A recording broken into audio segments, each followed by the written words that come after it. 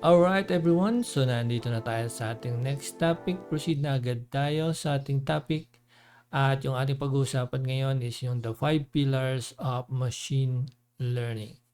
Okay, so napakahalaga ng topic na ito na 5 pillars of machine learning sapagkat ito yung talagang pinaka-heart, no, ng machine learning process, no, machine learning task.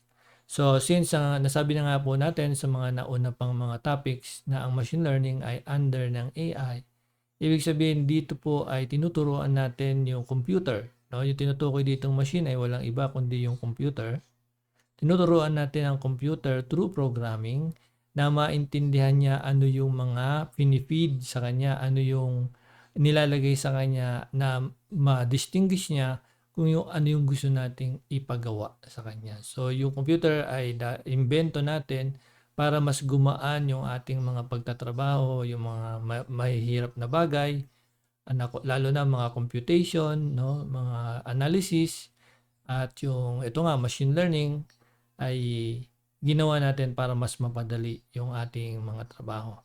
No, so ang task ng machine learning, primary task ng machine learning is primarily to do the hard work. Ano ba yung hard work na tinutukoy natin dito?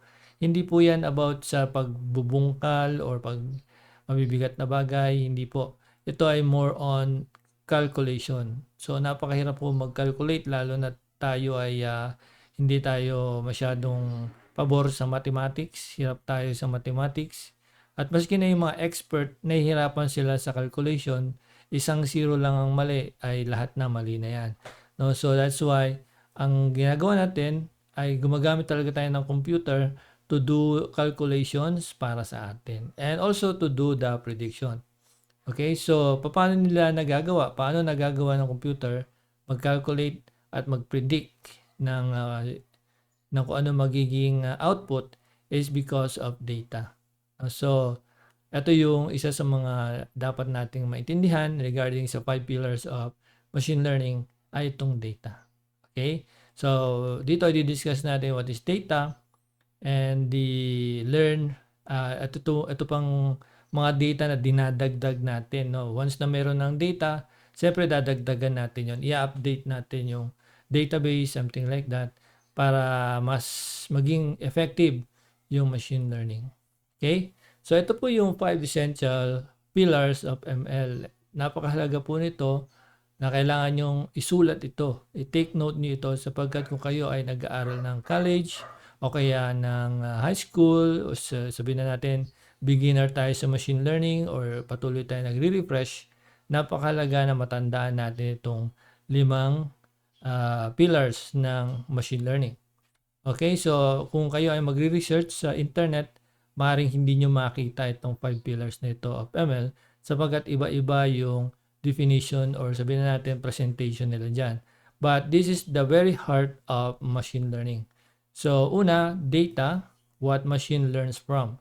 Napakahalaga na meron tayong data. So bibigyan natin ng emphasis ngayon at sa mga susunod na topic, paano natin ipoprocess yung data. Kukunin at paano ipoprocess.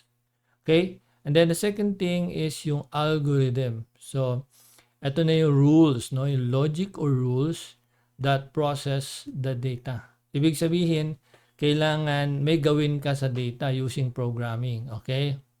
So, yun ang mga nagsasabi na machine learning walang programming, yan po ay meron. Okay? So, meron niyang programming.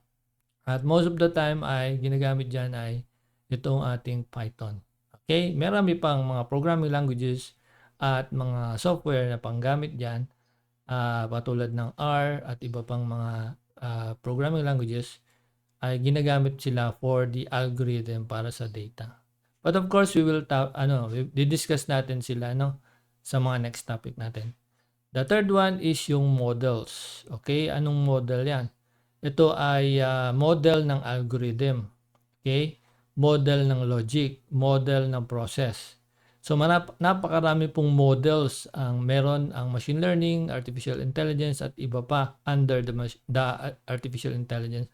But we will cover a few, no, yung ilan ay pag-uusapan natin dito sa models.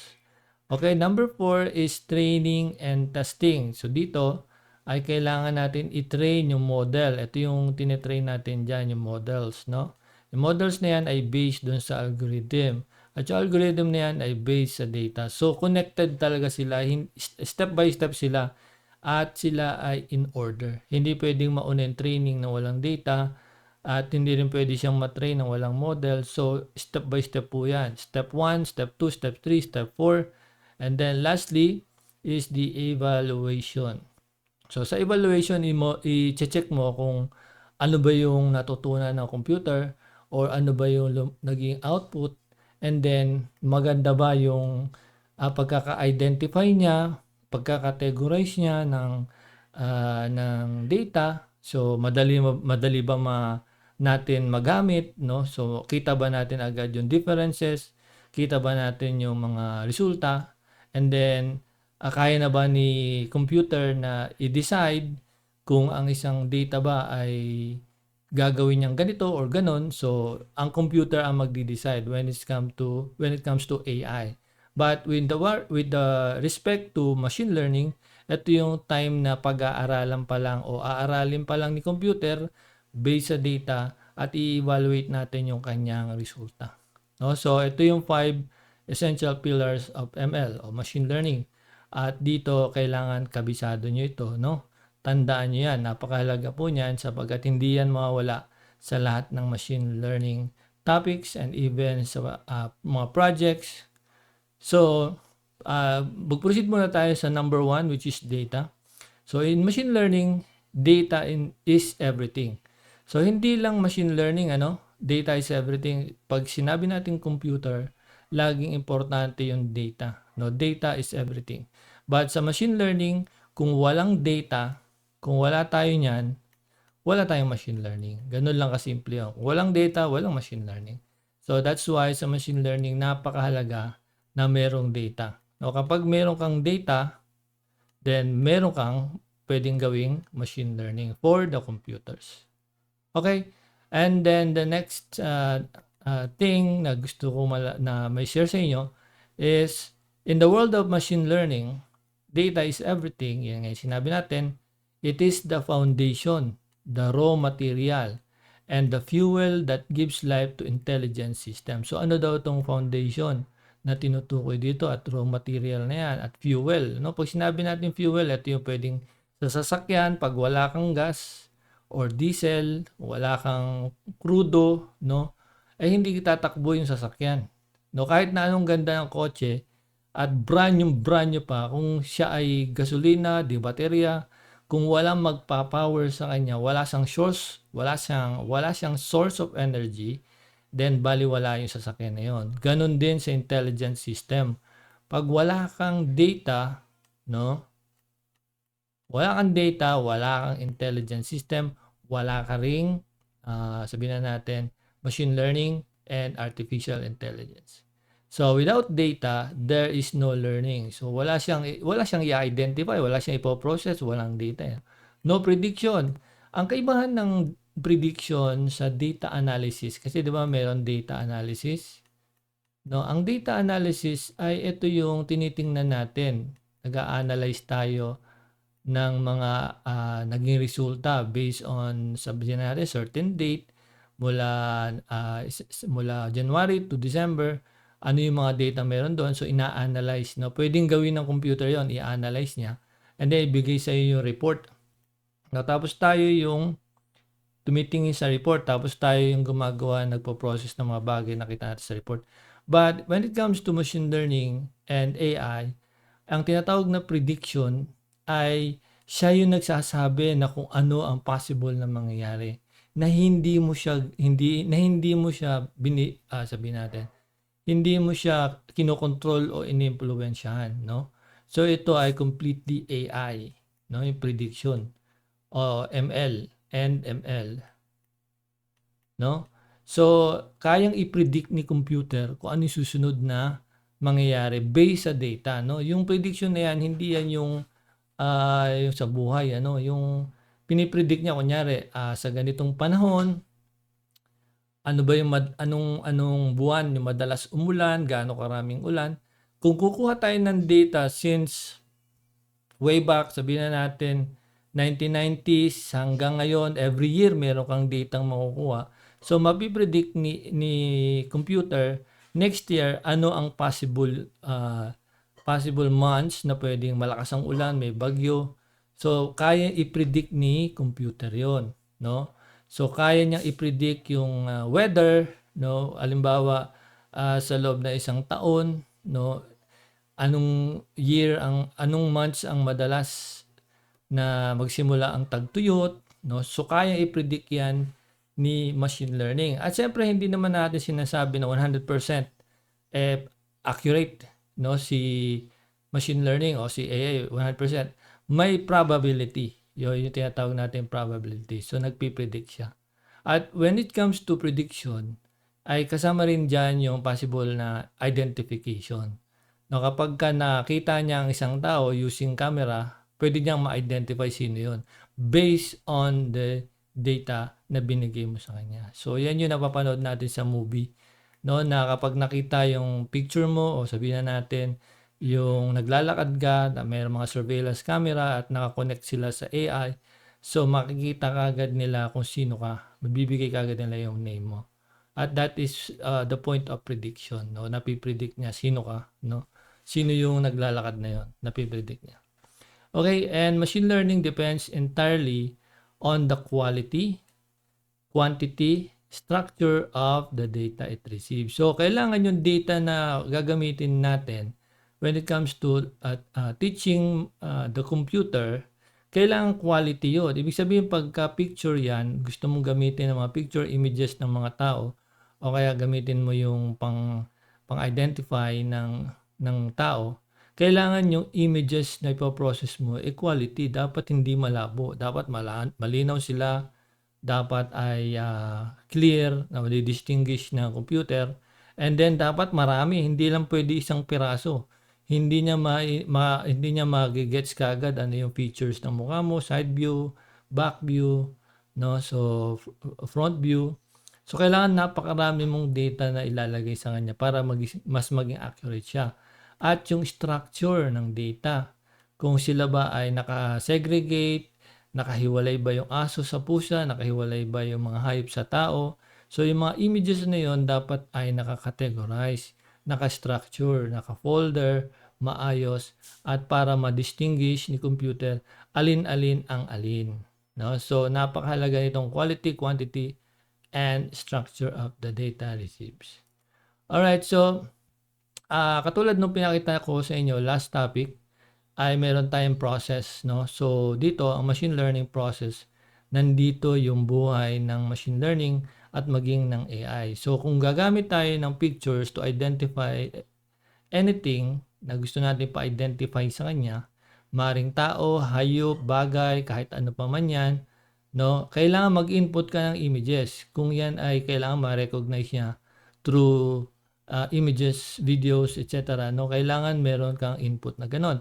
Ngayon, kung gusto mo naman ma-distinguish yung sound, kailangan meron kang data ng mga tunog. Tunog halimbawa ng eroplano, ng mga hayop. So, ma-identify ni computer kung kaninong tunog yun. Kung sa pusa, sa aso, na-identify niya yun. Maging yung voice, no? Yung boses ng tao, once nang binigyan mo siya, nilagyan mo ang computer ng data ng boses ng isang tao at binigyan mo rin siya ng boses ng ibang tao, kinategorize mo yung mga boses ng iba't ibang tao, is madi-distinguish ng computer kaninong boses yun. No? Depende sa structure ng iyong pagbibigay ng data. At ganoon din, meron din tayong mga files, no, katulad ng Excel file, nakalagay doon yung mga pangalan ng tao, edad, address, no? So, yun ay pwede rin gamitin ni machine learning para ma-identify niya kung saan mas maraming nakatira na customer, ma-identify niya saan na next possible na customer na magkaroon ng ano ang mga area na hindi pa nasasakop ng inyong customers, sabihin na natin ng inyong sales. So, lahat yan ay pwedeng i-predict ni AI base sa ating data na input sa kanya. So, kung wala si data, wala ding itong mga to. Walang artificial intelligence, wala kahit ano. So, sabi nga natin dito, data is everything. can be set of images, no, sounds, text, names, age, records, Excel files, Boolean. Yung Boolean tinutukoy dito is yung yes or no, no? O kaya 0 or 1, no? Yan yung mga usually na ginagamit for Boolean, no? So, yes, and then any useful information which can be processed. So, kahit na anong informasyon na pwedeng i-process ay pwedeng ilagay sa computer, input natin sa computer, and then gagamitan natin ang algorithm using programs, no? Programs. No? So, usually ginagamit dito natin ay Python, no? And meron tayong course dyan na Python, but dito sa machine learning ay gagamitin natin yung mga programs ni Python na ibibigay ko na lang sa inyo yung code para mas madali nyo mag-gets itong machine learning. But if you want to learn Python and master the basics of Python, meron tayo diyang course, Mastering the Basics of Python. I think under siya ng software development. No, makikita nyo, i-search nyo lang po sa ating website. Meron tayo diyang search button sa may taas lang, tabi ng login. Meron diyang parang icon ng search. Pwede nyo i-type yung Mastering the Basics of Python. Alright, so dito sa machine learning, Python ang gagamitin natin at tuturuan ko kayo ng mga minor programming using Python. Okay, the next ay itong ating output, no? Then dito na sinasabi natin prediction, tapos pwede rin ito ay mag-output ng generative, and then kapag gusto natin ng result based, papakita niya sa atin parang data analysis, no? But machine learning is not just data analysis. Machine learning is the computer learning, no, from data. So pwede siyang mag-decide, yung computer, pwede siyang mag-identify, pwede siyang gumawa ng mga automated things na siya na nagde-decide. So that is the main point of AI. So meron tayong supervised and unsupervised learning. So aaralin din natin yan sa mga next. Okay, so kagaya ng pinakita ko sa inyo last topic ay kailangan ng data, no? Ito ang ating machine learning process. Okay, ito yung ating computer, ito yung ating computer na ginagamit sa machine learning. And then kung wala itong mga data na to, kung wala yung dogs and cats, so ano yung process niya? So napakahalaga ng data. Okay, so kapag nakakita si computer ng image o sabihin na natin ng video, dito kasi sa data, pwedeng images yung ating input. Then sa magitan ng snapshot, yung pipicturean ng camera o siyempre ng computer yung object sa harap niya. Tulad dito, nakakita siya ng halimbawa video na lang, video ng isang pusa, pipicturean niya yan. And then i-analyze niya dito sa kanyang sinasabi nating algorithm at mga models. And then sasabihin niya sa atin ang resulta na it's a cat. Ngayon, pwede natin dagdagan ito. Kung gusto natin ng AI, after niya ma-identify na it's a cat, so pwede siyang mag-trigger ng iba pang mga automation like feed the cat, no? Feed, kaya pakainin yung pusa. O kaya, kung yan ay tao o sino man, say hi. Diba? Ay, hi tuloy. Say yan. Say hi. And, tapos, i-welcome siya. Good morning. Hello, Mr. Michael Tan. Good morning. How is your day? Now, once na na-identify ng computer sino o ano yung nasa harap niya, pwede tayo mag-trigger ng automation. Yan. So, yan yung pinaka-importante na part ng machine learning is maintindihan niya at sa kanyang sarili ay ma-identify niya ano yung bagay na nasa harap niya o ano yung kailangan niyang gawin in full automation with artificial intelligence. Okay, so that's it for the main point ng ating data, but we will continue sa data pa rin sa next topic. So, let's proceed at mag-aral pa tayo ng machine learning. Kita po tayo ulit sa sunod na lesson. Bye-bye po.